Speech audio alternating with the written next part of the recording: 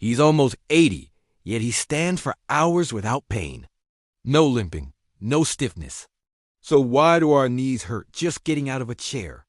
At nearly 80 years old, most people expect life to move at a slower pace, not because they want it to, but because the body quietly decides for them.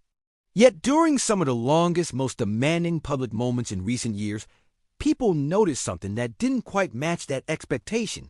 A man close to 80 stood calmly through long hours. He walked steadily across large halls, no rushing, no visible discomfort, no stiffness pulling him out of balance. It wasn't dramatic. It wasn't loud. It was subtle. And sometimes, subtle things make the biggest impact. Reporters noticed first, not because they were looking for it, but because it was impossible not to notice. Then medical professionals began talking quietly among themselves. And finally, millions of older Americans sitting in their living rooms noticed it too. Not with judgment, not with criticism, but with a quiet, deeply personal question that many never said out loud. How is he moving like that? When my knees hurt just getting out of a chair. This isn't about politics. And it never was. Aging doesn't recognize titles. Time doesn't pause for status. The body follows the same rules for everyone. If you are over 70, you already understand what mornings feel like. You don't jump out of bed anymore. You sit for a moment. You stretch carefully. You wait. Your joints feel tight. Your knees feel heavy. Your hips feel like they need permission to move. And for a few quiet seconds, you wonder whether today will be a good day or a slow day. Most people accept this quietly. They don't complain. They don't announce it. They simply adjust their lives around it. They plan fewer outings. They avoid stairs when possible. They think twice before long walks. Not because they don't love life, but because pain slowly begins making decisions for them. That's the part no one really talks about. Aging doesn't take things away all at once. It reduces life gently, almost politely. A shorter walk here, a skipped outing there, a moment of hesitation before standing up. And eventually, the world becomes smaller, not by choice, but by comfort. So when people see someone at the same age moving freely, something stirs inside them. Not jealousy, not disbelief, hope, mixed with confusion. Because if age alone caused stiffness, then movement like that shouldn't be possible. And that leads to another quiet assumption most people make. There must be something expensive behind it.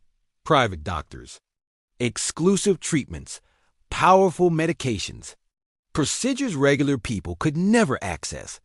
That belief helps people protect themselves emotionally. Because if comfort requires money or privilege, then there's no disappointment in not having it. But what if that assumption isn't entirely true? What if aging isn't just about wear and tear, but about how the body is treated once it begins changing? Most seniors were never taught how to move with their aging body. They were taught either to push through pain or to rest completely. Both extremes quietly create the same result: stiffness. Over time, joints don't become painful because they are weak. They become painful because they are forgotten. Movement becomes cautious, then limited, then avoided. And the body responds exactly how biology predicts it will. Joint lubrication decreases. Support muscles slowly stop helping. Inflammation settles in quietly, like background noise. Not enough to feel like illness. Just enough to make every movement feel heavier than it should. Pain medication may silence the signal for a few hours. But when it wears off, stiffness returns, often stronger than before. That's why so many seniors feel trapped in a cycle they never chose. Move less because it hurts, and hurt more because they move less. So when someone at the same age moves comfortably, it challenges that entire belief system. It forces a new question. What if joint pain isn't the full story of aging? What if comfort later in life doesn't come from fighting the body, but from understanding it? Most people don't realize this, but the aging body doesn't respond well to force. It responds to reassurance, gentle signals, consistent movement, patience instead of pressure. And that's why the most effective changes at this stage of life often look surprisingly simple. not intense workouts, not aggressive routines, not painful exercises. Just movement that feels safe enough to repeat tomorrow. When seniors begin to move without fear, something subtle changes. The body relaxes. Balance improves. Confidence quietly returns. Not all at once, not dramatically, but steadily. And that steadiness is exactly what people notice, not speed. Not strength, comfort, that's what caught attention. Because comfort at this age feels rare. And when something rare appears, people naturally want to understand it. This is where I want you to pause for a moment, not to compare yourself to anyone else, not to judge your body, but to notice something important. Your body is still listening, even now, even if it feels stiff, even if it feels slow. The body doesn't stop responding because of age. It stops responding because it stops receiving gentle signals that it's safe to move. Most seniors were never told that movement doesn't have to hurt to be helpful. They were never told that consistency matters more than intensity. And they were never told that aging doesn't require surrender. It requires adjustment. That's why so many people are surprised when they see someone their age moving freely. Not because it looks impossible, but because it reminds them of something they forgot, that movement once felt natural. And maybe, just maybe, it still can, but not in the way younger bodies move. In a quieter way, a kinder way, a way that respects where the body is today. There is a reason this conversation resonates so deeply with older adults. Because it's not really about anyone else. It's about you, your mornings, your steps, your confidence, and the quiet choices you make every day about how much you move and how much you avoid. If you stay with me until now, there's a reason. Something in this story felt familiar, not because of headlines or public figures, but because it quietly reflected your own life. By this age, most people aren't looking for miracles. They're looking for relief, comfort, and the ability to move through the day without constantly negotiating with pain. So let's talk about what actually supports comfortable movement later in life. Not theories, not trends, but what the aging body truly responds to. The first thing to understand is this: joint pain is not a sign that your body is failing. It's a sign that your body is asking for a different kind of care. As we grow older, joints don't lose function overnight. They lose nourishment gradually. The fluid that once cushioned every step slowly decreases. Muscles that once protected the knees and hips weaken if they aren't gently used. And low-level inflammation settles in quietly, making everything feel stiff and heavy. None of this happens because you did something wrong. It happens because the body is changing. And when the body changes, the approach must change too. This is where many people get stuck. They believe movement must either be intense or avoided completely. But the aging body thrives in the middle, not force, not rest, but gentle, consistent motion. The simplest and most effective form of that motion is slow walking. Not exercise walking, not rushing to hit numbers, just relaxed, unhurried steps. When you walk slowly, something important happens. Your joints begin producing natural lubrication again. The knees and hips start gliding instead of grinding. Support muscles gently wake up and begin doing their job again. Balance improves. Confidence grows. And fear slowly loosens its grip. This is why doctors often recommend gentle walking to seniors. Not because it looks impressive, but because it works with the body instead of fighting it. Morning is the best time for this movement. After sleep, joints are stiff and circulation is slower. Gentle walking warms the body naturally and prepares it for the day. 20 minutes is enough. And it doesn't matter where it happens. A quiet street, a backyard, hallway, even slow steps in place. What matters is consistency, not distance or speed.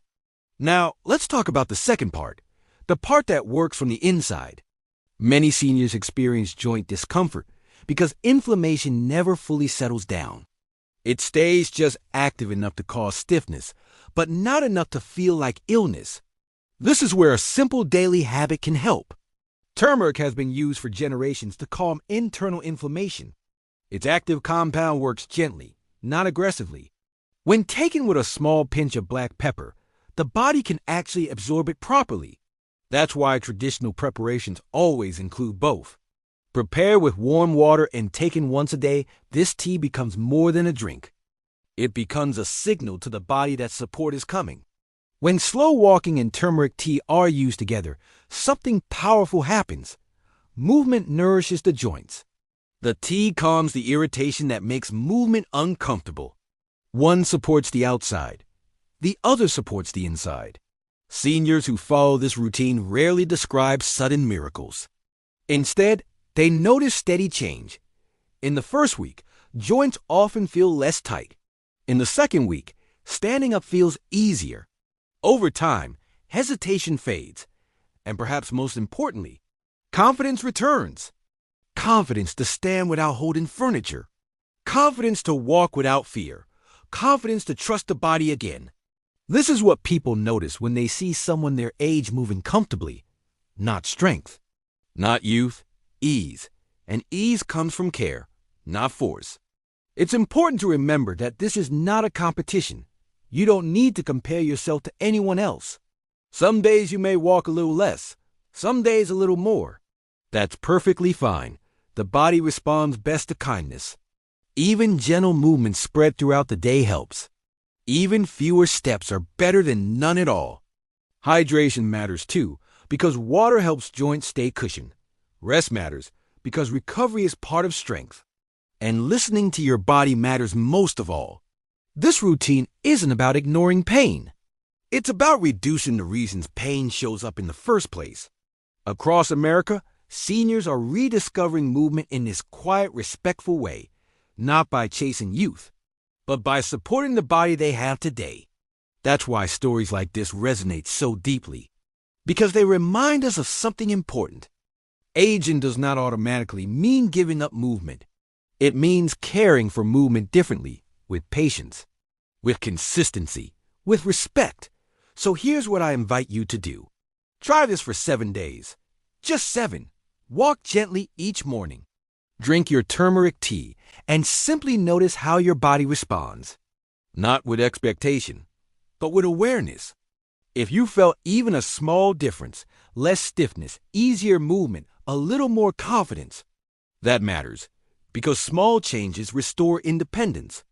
And independence restores dignity. If this video helped you, give it a like so it reaches others who may need it. Subscribe to my channel for calm, trusted guidance made especially for older adults. Take care of your body, move gently, stay consistent, and remember, growing older does not mean growing weaker. It simply means moving smarter and kinder every single day.